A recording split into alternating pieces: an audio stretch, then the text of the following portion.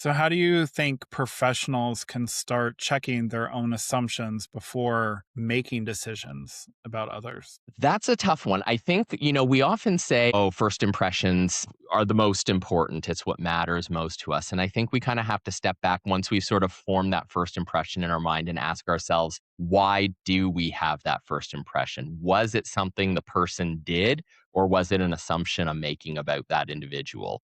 So, if it's that the person came out the first time you met them and they've said something absolutely appalling, then that's a them problem. But if it's because you in your own mind just don't like them and you don't know why, you may have to sit down with yourself and say, and be uncomfortable for a while and say, what is it? Like, and how would I feel if someone just didn't like me for some unknown, obscure reason? And then really try and figure out what it is that made you feel uncomfortable about that person. And you may realize that, well, wait a minute, this is just something I've always thought. Like, I've always just assumed this group of people is lazy. This group of people is effeminate, and I don't like that. This group of people is off-putting for whatever reason. And that may just not be true. And in that case, I have to check myself. It's not the other person's problem to fix, it's my own. And I have to deal with it myself.